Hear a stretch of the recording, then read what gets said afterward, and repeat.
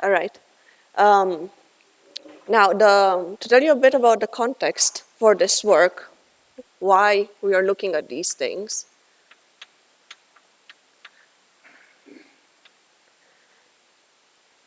So the topic are 3D n equal to 4 gauge theories on a three-dimensional background that has a boundary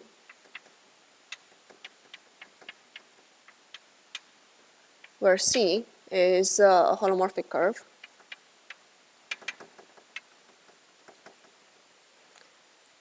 And there's a topological twist.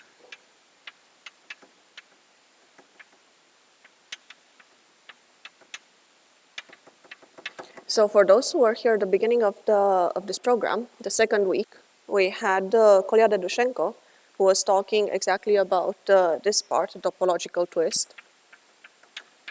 So the theories, you can think of these as being on a 3D background. So T of Q is here. This is C.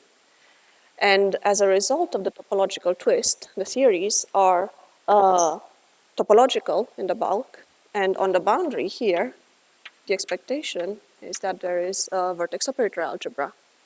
Now, finding such algebraic structures in QFT has become ubiquitous in recent years. And how these emerge, it very much depends on the context, because they can emerge as appearing on surfaces that are associated or auxiliary to the physical space, or they can arise actually embedded into the physical theory. And there are interesting things that one can do once you know these VOAs. However, until recently, most of the studies, the direct detail studies, have been in the case of abelian theories. So we wanted to see how we can push this to non-abelian Quiver gauge theories. So here, maybe I should say, one of the first references is Costello Gaiotto,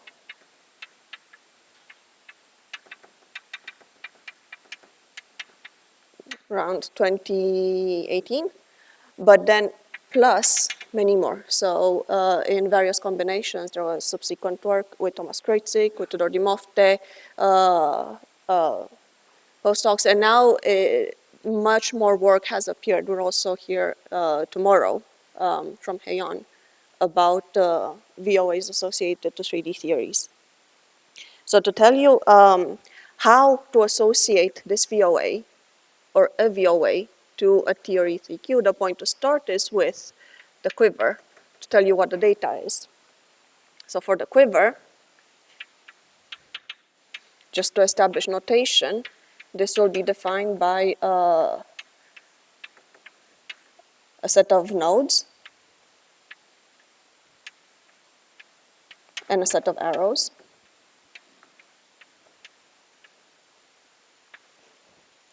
And it will have associated Cartan matrix.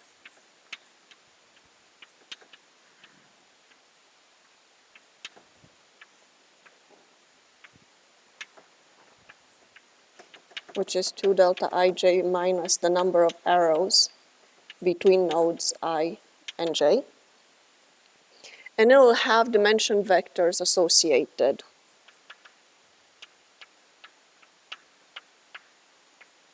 So there will be a framing dimension vector.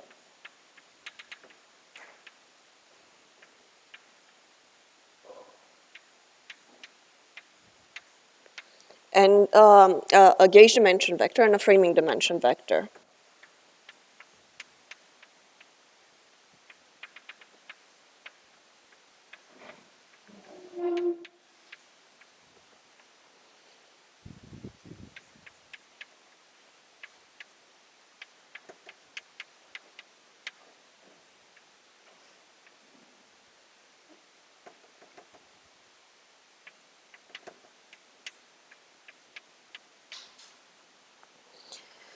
Now, these dimension vectors I've written here at each gauge node effectively, one can take the associated vector space and think of it as C to the VI. And similarly, for the framing, WI effectively being C to the little WI. And these vectors will satisfy the following condition.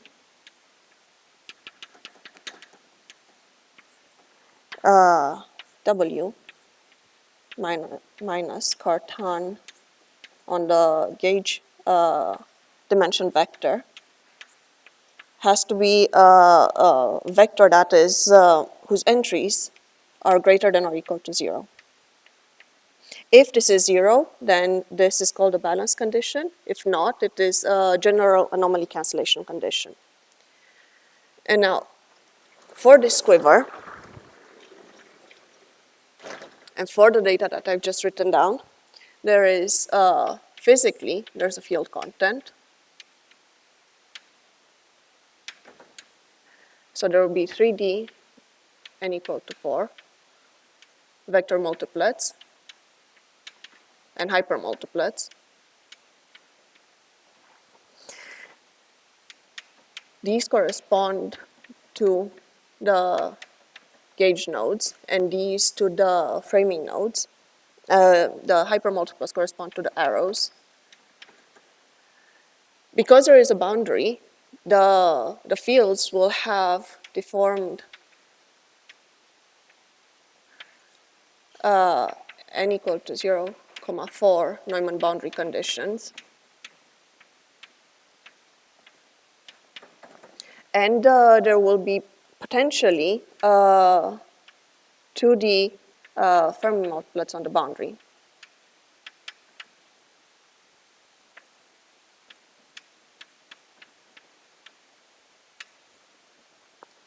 Now on the other side, the data that this corresponds to, in terms of which we will define the VOA, is G, which is a complex reductive group, so GLVI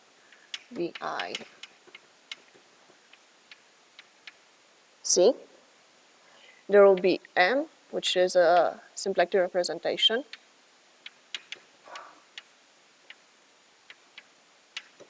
And R, fundamental or anti-fundamental.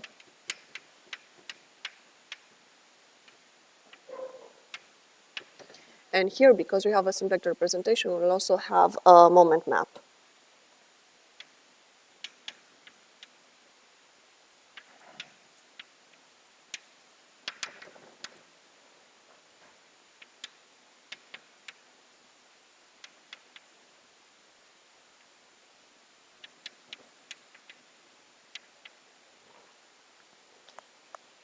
So the aim here is then, and this is what was, in a sense, already, it was already proposed in the paper of Costello and Gaiotto that I cited, is to associate to the Quiver data VOA, V of Q, which is defined in terms of VOA, let's call it V star, in terms of M and R. So this will be a VOA defined in terms of the boundary fields, but Hamiltonian reduction with respect to G. So this will be from BRST reduction.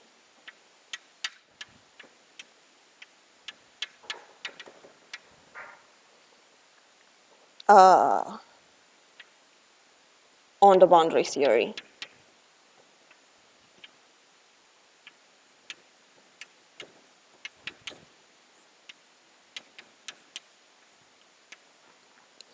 So two key results that came from the paper last December are, one, concrete definition for the VOA generators. So concrete realization as BRST closed operators. And in terms of this, what we found was concrete homomorphism from affine W algebra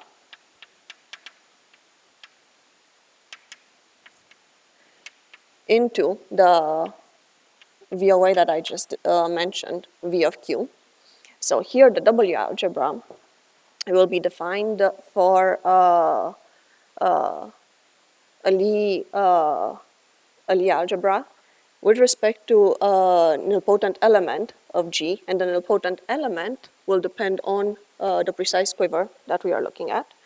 And two, mathematically, we will construct from the quiver variety, we will construct the boundary VOA in one direction by chiaralization, and I'll explain what this means. And in the other way, the quiver variety is recovered as the associated variety.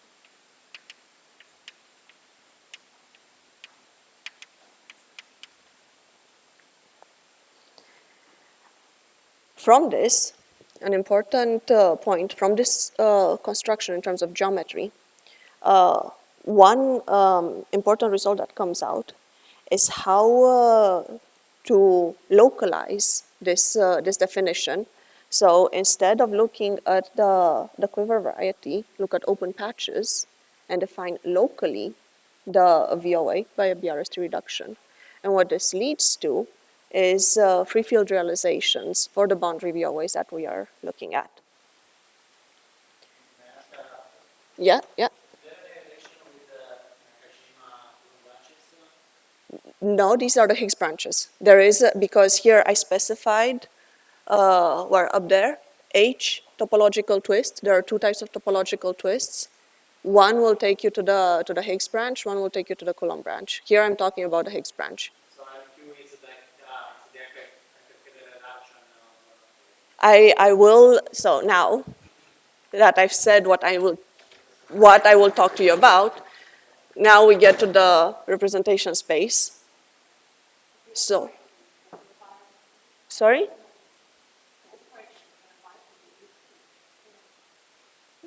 We are on the Higgs branch. We will not have monopole operators, for example. I will show exactly, once I get to an example, what fields survive in the chiral part of the story.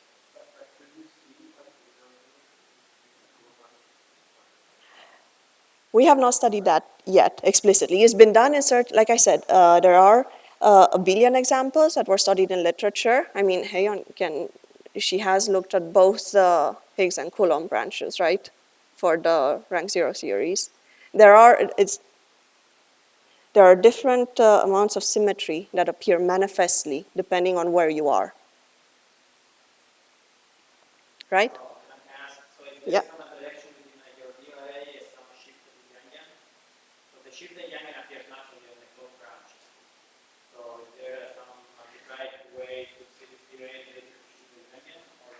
Like I said, you're asking about the direction in which we have not worked. So,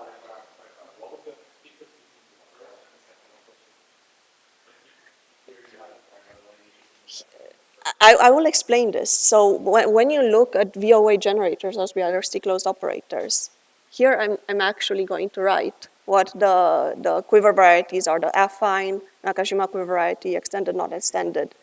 It will be clear how to parameterize these in terms of functions, ring of functions. What the analog is as a generator of the VOA. I can write these in terms of beta gamma systems and BC ghosts and whatnot. Here, the point is to realize locally what the VOA is. So here, once I get to this point, I will just be discussing H-baradic vertex operator algebras and how to define here the VOA from a global section on a sheaf of H-baradic VOAs constructed locally. And what this then allows is to localize the discussion, as in reduce to a local patch on this variety where the geometry simplifies, which has the analog that you are able to find free field realizations. Yes? And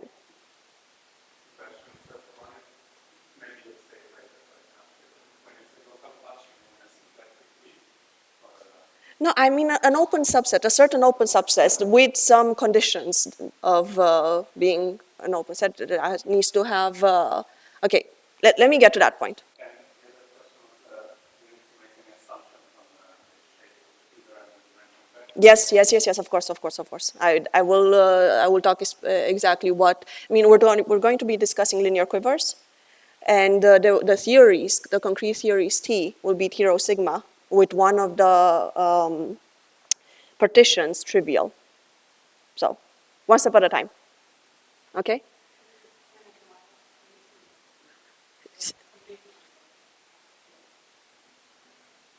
This condition, I will get to it. I mean, right now you can take it just as a condition that I'm requiring, but it will imply anomaly cancellation. Gauge anomaly cancellations. Yes.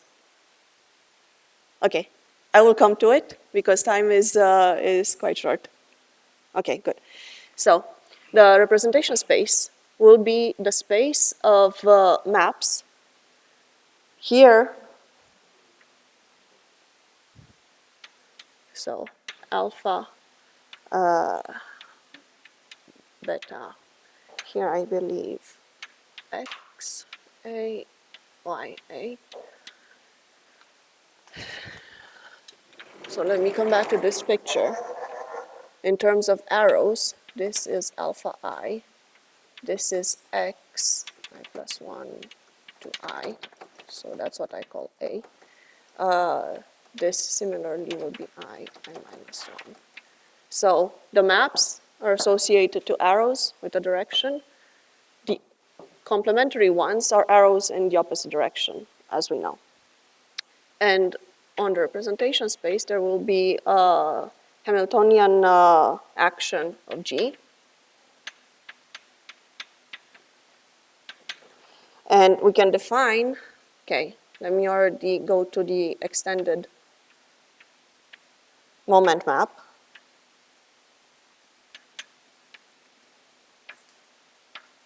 So it will be from T star rep Q times C. So these will be some additional complex parameters associated to each of the gauge nodes. One complex parameter for each gauge node, and that's where the extended comes from. Into GLV dual of V. So here we'll have quadruples of these homomorphisms, so matrix valued functions, and the Z parameters, which are mapped to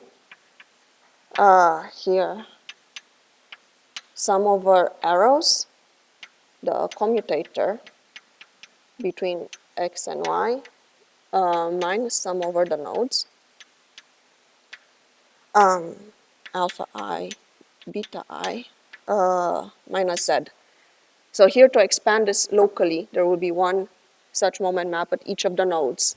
And on the right here, the combinations to be considered are exactly the maps associated to arrows, which go into that particular node.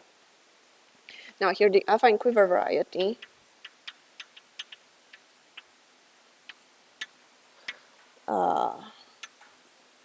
and tilde 0. I will just write from Q from now on, omitting the dimension vectors. So mu inverse of 0, symplectic reduction with respect to G, so symplectic quotient, and imposing the Nakajima quiver variety.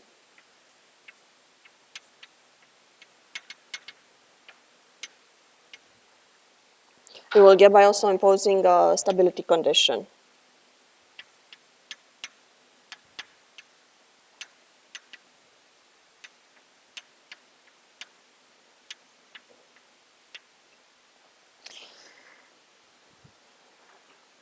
Now, the theory that I will, let me go here. The type of theories that we discuss are the so-called T rho sigma SUN, which are specified by rho sigma partitions of n.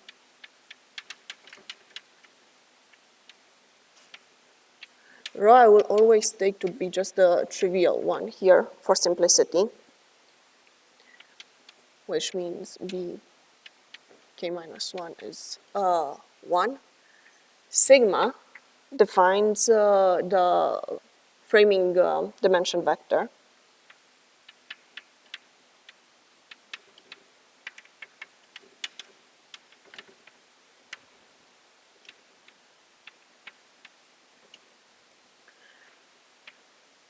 And then C V minus W, this condition defines the remaining gauge dimension vector. So the example to keep in mind is T 2, 1, 1, SU4, which has the following quiver.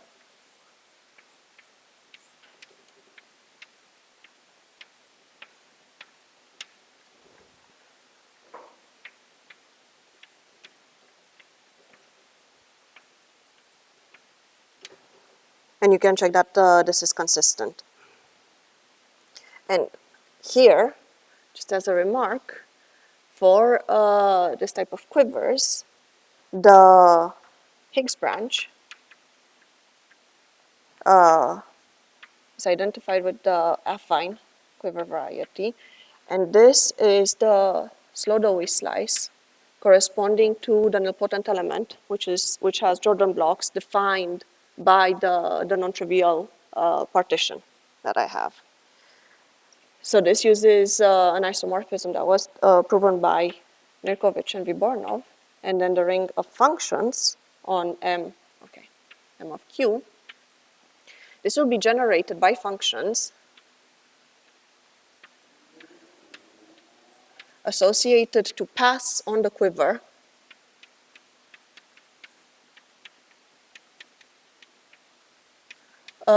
which connect the framing nodes.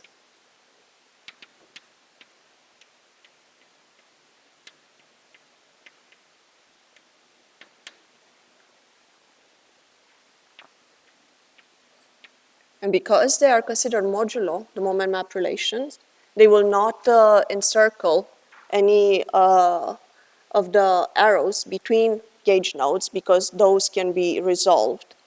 And so for this particular case that I've drawn here, paths to consider, for example, start here and end here, or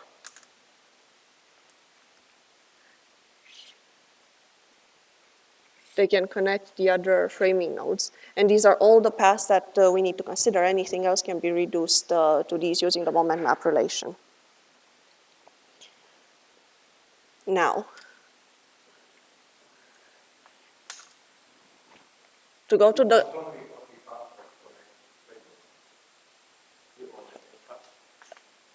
only these ones, yes, they need to be gauge invariant.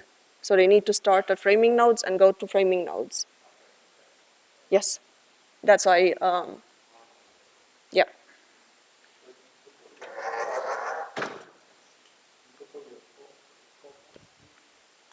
Three. No, because we can remove that. So I said those are the paths considered modulo the moment map relation.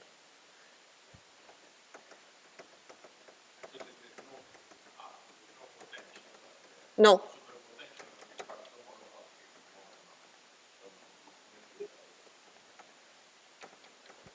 Right.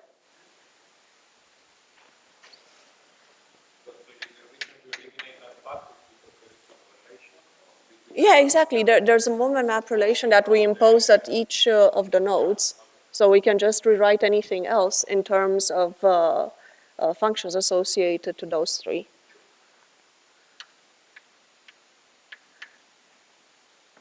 So now let me define what V of Q is. And here, I need to draw quickly one other diagram with the maps to show what's what.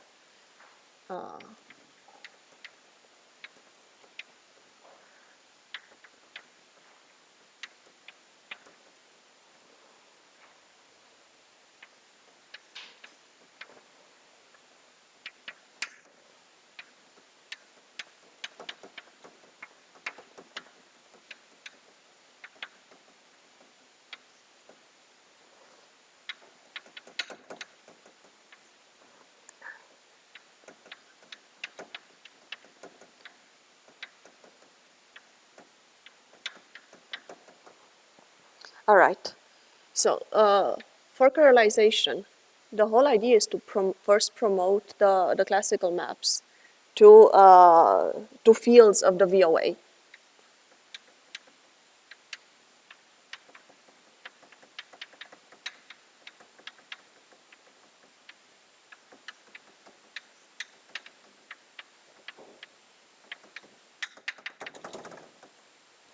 And here, what we end up with are a beta gamma system, VOA. So this is before doing the BRST reduction. So we'll have fields associated to the arrows. Let's see, IJ. So, and these will be matrix valued. So they will have OPEs, say X A will have matrix valued indices alpha and beta for the target G I equals to the head of the arrow, and this will be valued in G at the tail of the arrow. So OPEs will have X A alpha beta Y B gamma delta. So there will be a bunch of delta functions.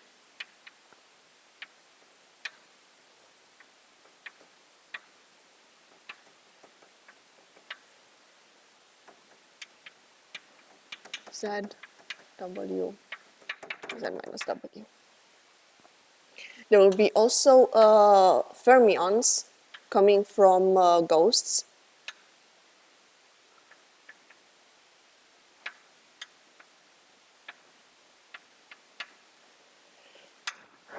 So these will be alpha I, C I, alpha I in Q0, and alpha from 1 to the dimension of G at I. Potentially, there will be additional free fermions. So Fi free fermions. So this corresponds to the dashed arrow.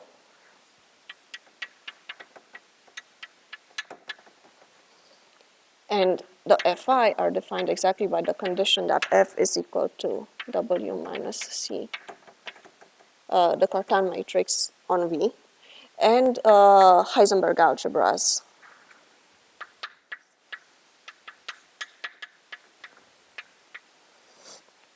So these all have similar OPs. And now V on the boundary is then defined by the tensor product, ignoring the BC ghosts, beta gamma, free fermions, and the Heisenberg algebra.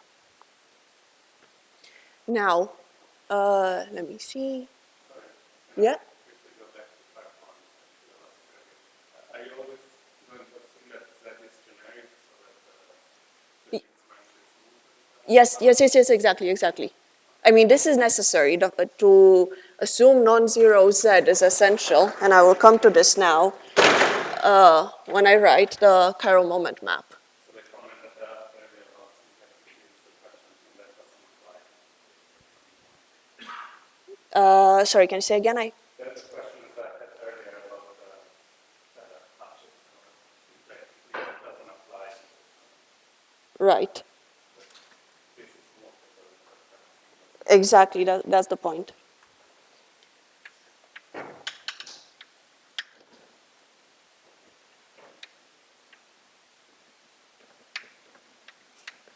So the chiral moment map is a chiral analog of mu tilde that I wrote at node J, which is effectively U EJ current with a Heisenberg field. So this is G J current at level minus 2 times Vj. So explicitly writing this out as a matrix, this will be the analog of the equation that I've written classically. So sum over arrows that start at node j, x, a, y, a, alpha, beta, plus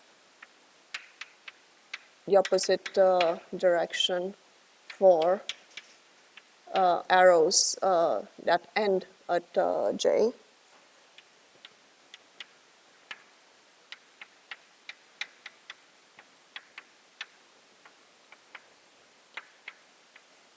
Potentially the free fermions if they exist.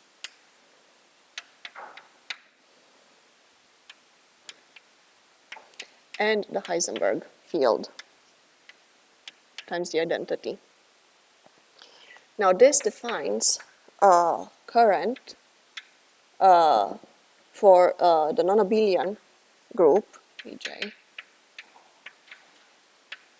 So this has level minus 2 times Vj plus the U1 part.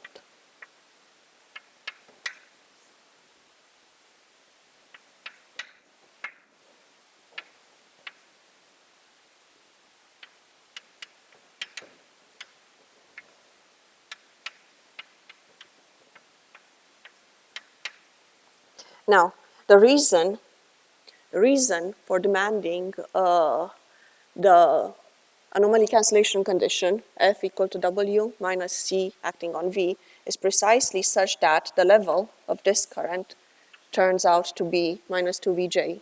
Like this, the OPE of mu with itself will not have an anomaly for the U1 part. And the anomaly for the non-abelian part is cancelled by BC ghost counterpart current. So the BRST operator, sorry? Heisenberg algebra associated. Once you have a concrete example of a quiver that you're working with, you can actually express this in terms of additional fermions associated to each of the nodes and actually write out. But for now, I can just say at each node there will be a Heisenberg algebra associated. So the BRST operator by I will be the integral of the current. So this will be nilpotent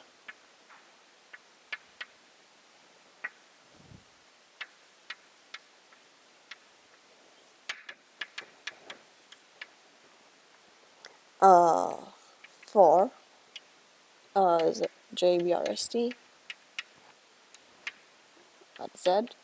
There will be a ghost field, C J alpha, mu chiral, but no J, alpha, and then plus half F alpha beta gamma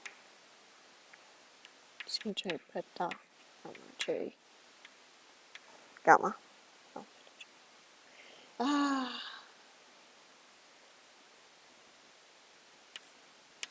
Beta J gamma.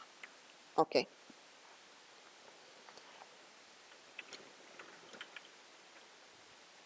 So these are the structure constants for GI. And the current that is defined there, JBC, has level 2 times Vj. So that condition that I wrote is precisely necessary for dj squared to be 0. And then the total is just sum over the nodes. And now, let's see.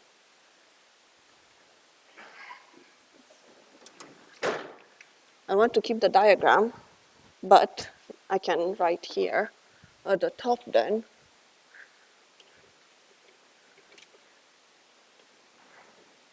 The Quiver vertex algebra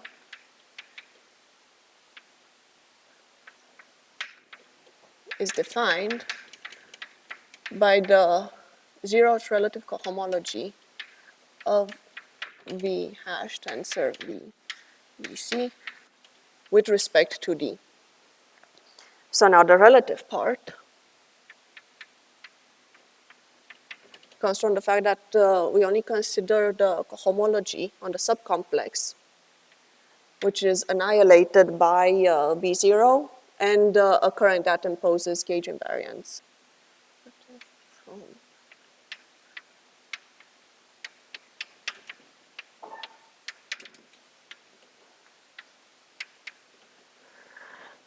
Let's see.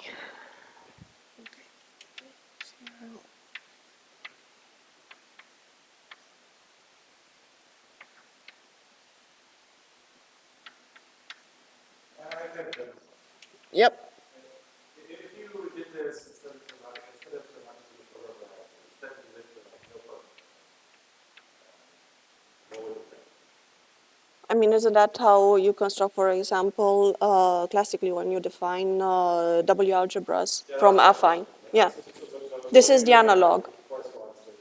This is an analog, and the procedure that you do in that case exactly has a counterpart here and exactly comes in when you try to look at this and work locally. And then you have to show that higher cohomologies vanish and that you get the collapsing spectral sequence, the whole, yeah. This is what I'm not talking about. But yes, that's what hides behind all of those statements.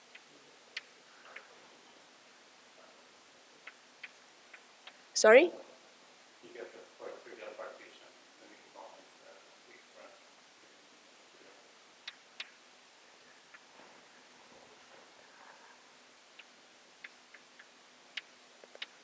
Okay. So now, the idea is that the expectation is that generators of the ring of functions on M map to BRST closed operators. And here, because we still have the previous figure, I can show, let's call this G1, 2, here G2, 1, and this one is G1, 1.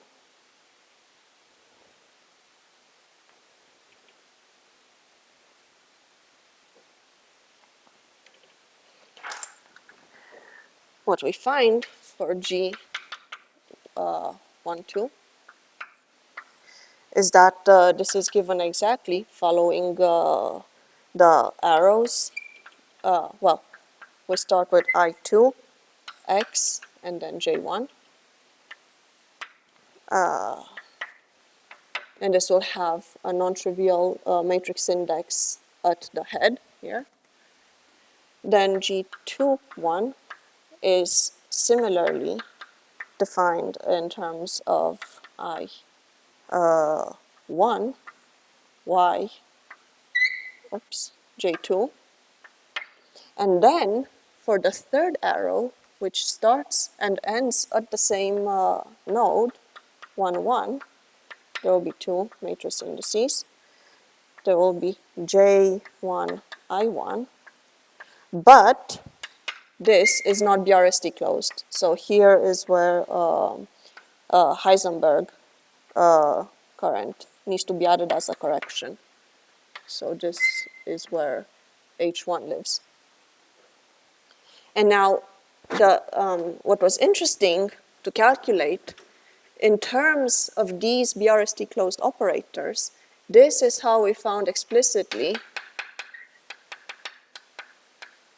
in the paper homomorphism from the W minus 3, GL4, F, nilpotent element associated to the partition sigma, into the boundary VOA.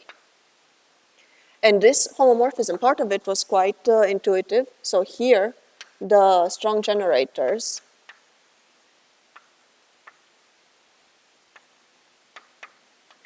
were written out very explicitly in a paper by Ioana.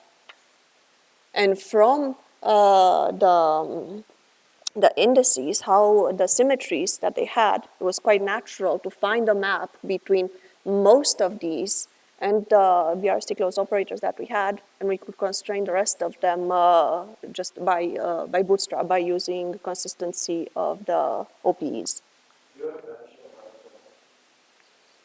In this case,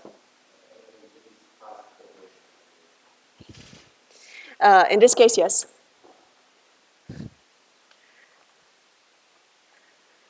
This case means that one quiver without those. Yes, there are some more general conditions. Yes, it's not just that precise quiver, but in yes, hierarchical homologies vanish.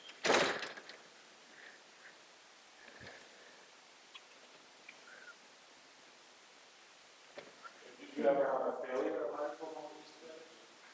We haven't done such an extensive study yet. Everywhere where we have in the paper, I can show you, there we have shown exactly that everything reduces and spectral sequences collapse.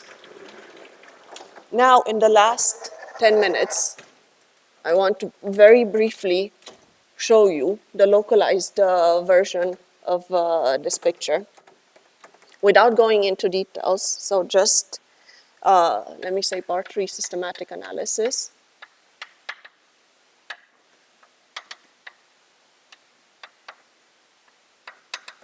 So the most recent paper that looks at something like this is by Arakawa Kuwabara Moller.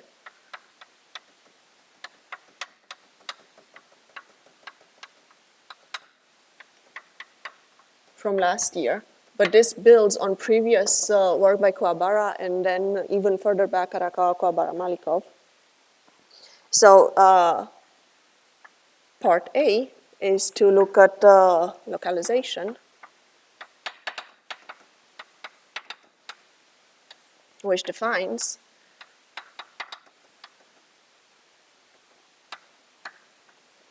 a vertex algebra.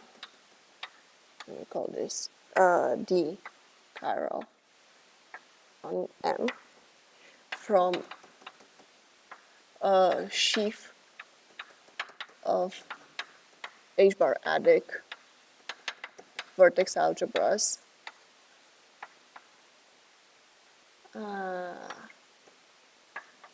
H-bar, which are themselves defined from BRST cohomologies.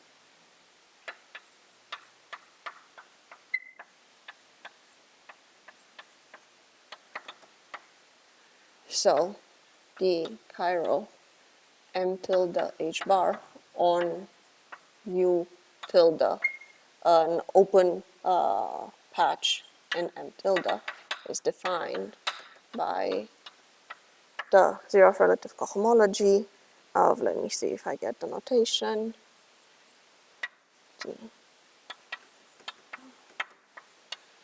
on so BC goes TBRST. So this is roughly what I had before, where R now is just T star, the short notation for T star rep Q times C to the Q0. Now the whole point of localization is that it gives a way to restrict to these open patches. Now why does this help? Because like this, it is possible to define a reduction algorithm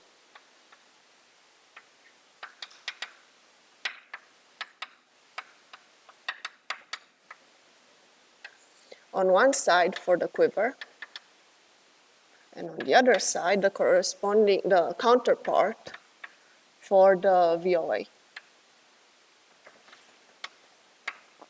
So on one side, you can look at locally, say, have VI corresponding Heisenberg, some arrows coming in, and then one framing node, VI, with arrows that I will call now specifically up alpha, beta. And then you can define U tilde inside of M to be the locus where alpha is an isomorphism. And then use the moment map relation, so U alpha, beta, and then whatever collection of x and y, to solve for the other map.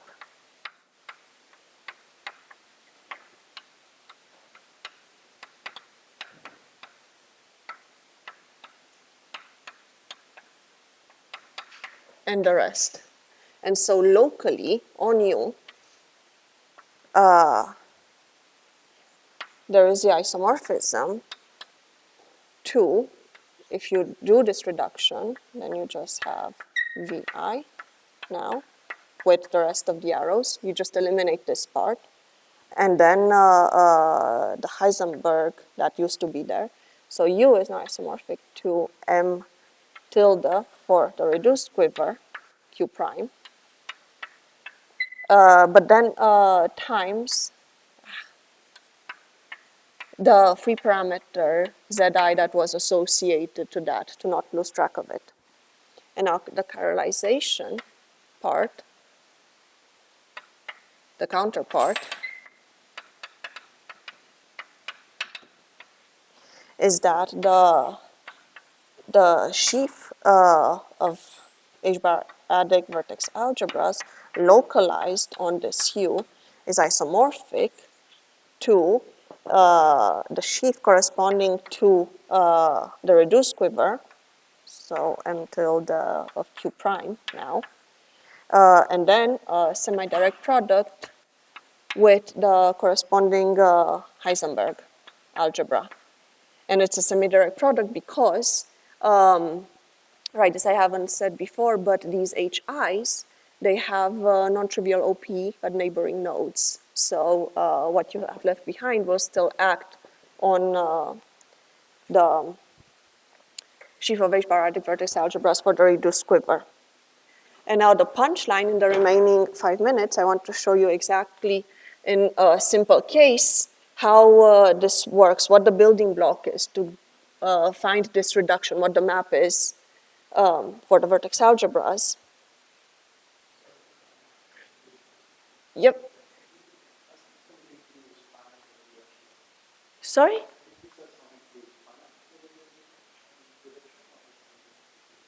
No, free field realizations. This is what it will give you.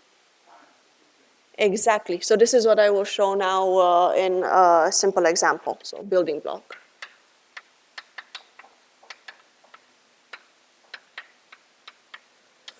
Now in the building block, you can imagine that you start with M, N, and N. Let me draw in a different color. You can maybe imagine that there are other connections, which of course in the more general case you will have to deal with. But the whole idea is that it's possible to work locally. So I, J, Y, X, and H. Now, assume work in the open patch where Y is invertible.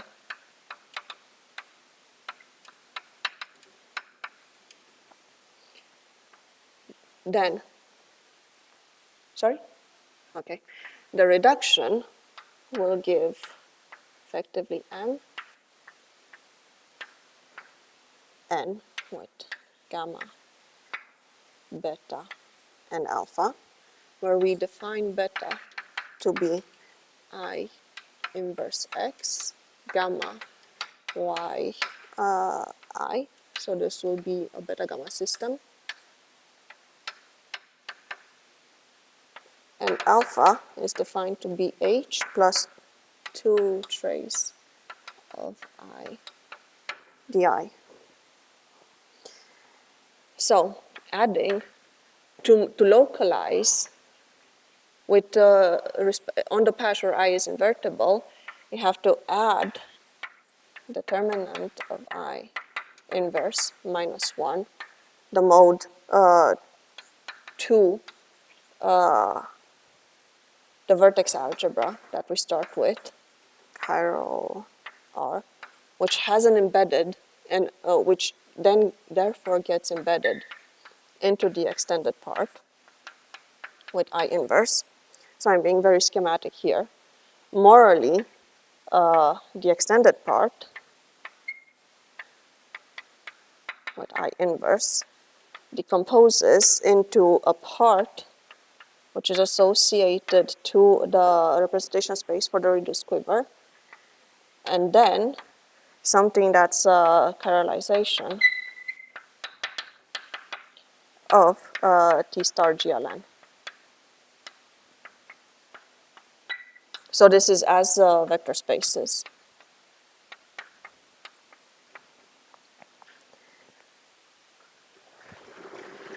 And now, the last part that I want to say is that there is an embedding of vertex operator algebras that allows that allows to find the Wakimoto realization essentially. So, embedding.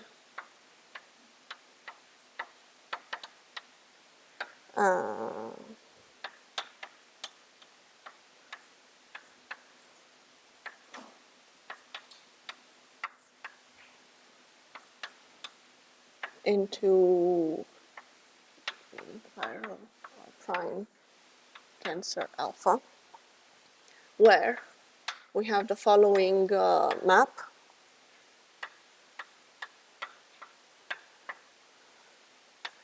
So this is yi. In this direction, we have jx. Like this, this is ji minus trace ji over n times the identity. And then here, this will be yx minus similarly trace yx over n times the identity. Oh, sorry about that. So now this map, concretely, it takes yi to gamma,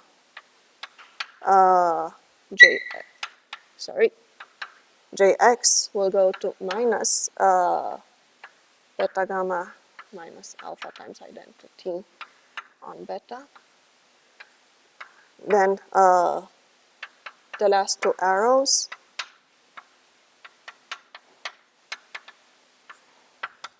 minus gamma beta.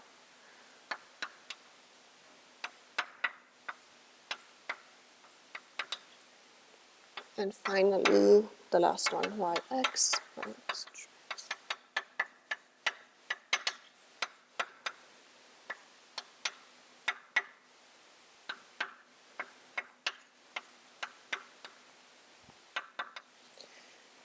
So with this, it is possible to then specialize. So specialize to m is equal to n equal to 1. And the quiver reduction map gives a map from the universal alpha in VOA for SL2 into the boundary VOA and into a product of beta gamma tensor Heisenberg, where the Wakimoto realization maps E2 yi, which goes to gamma. Let me see, f goes to jx, and in turn this goes to minus beta squared gamma minus alpha beta plus partial beta. And finally,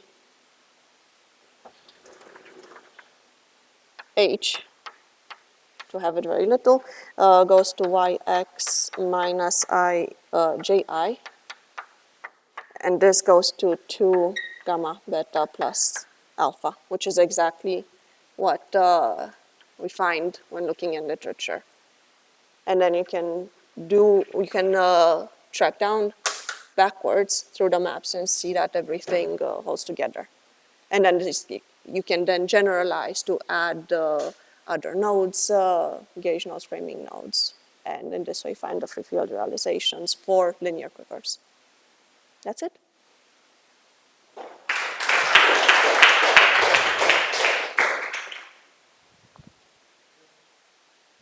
Yep. Maybe for sure.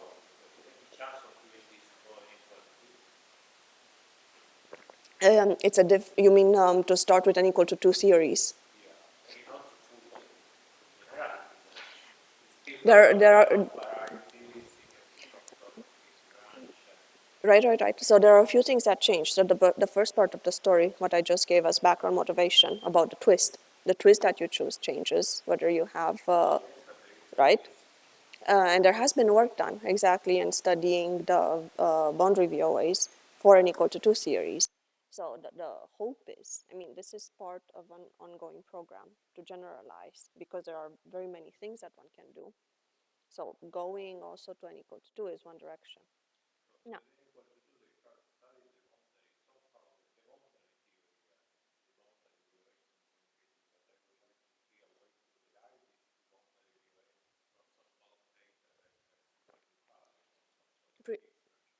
precisely, so this was precisely the motivation for one of the motivations for starting this project, to actually find these VOAs explicitly. Because in literature, you look, there are plenty of situations where VOAs have been associated to theories, but looking just at Q series of functions. So based on indices, saying that, okay, we have something matching, hence you conjecture that there is the VOA on the boundary, which is fine. But a more fundamental relation would be at the level of vector spaces, which is what we have now. Now, I also mentioned explicitly that we find affine homomorphisms from affine W algebras into the boundary VOA. And this was expected because we knew what the Higgs branch was, that there was a match to the associated variety of W algebra, so we knew where to look. Now, people who have looked in literature, not studying in the way we do, actually physically constructing, but looking, well, relying on realizations through brain diagrams, brain constructions, looking at VOAs at the corner. They have also found logarithmic vertex operator algebras, which extend the W algebras. So this is where the interesting story for the future is, from my perspective, to generalize this to other types of quivers, to see how to include gauging, to see how to go to the B twist or C twist, depending on how it's called in different settings, so that there is much to explore. Yep.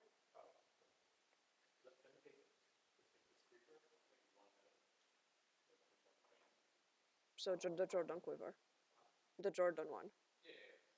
That's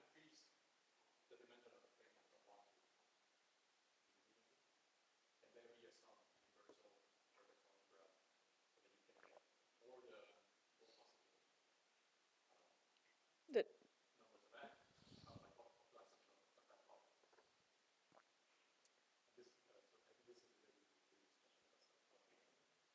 yeah.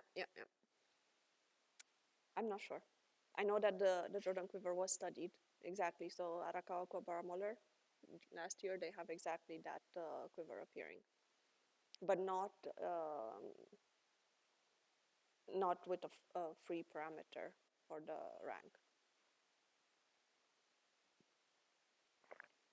like I said, being just at the beginning, there are plenty of interesting directions to study.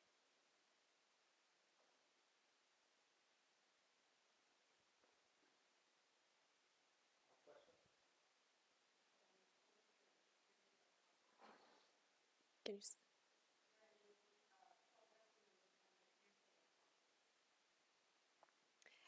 I'd say yes. I mean, there are plenty of results that exist in literature already from the early papers of Costello Gaeta. And it depends also on the theories that you're talking about. I mean, exactly, yes. Well, I mean, you already find those in your example. Yes, the non-abelian, no, that's work in progress for now. Hmm?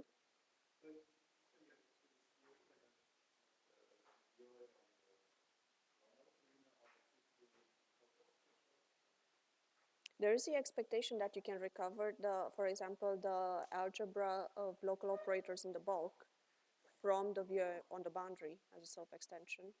There is an expectation for the category of line operators that live on the bulk and on the boundary that should also be governed by modules of this VOA.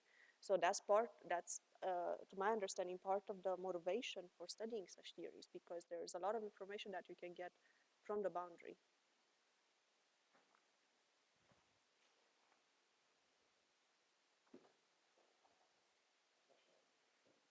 Okay, thanks a lot. Thank you.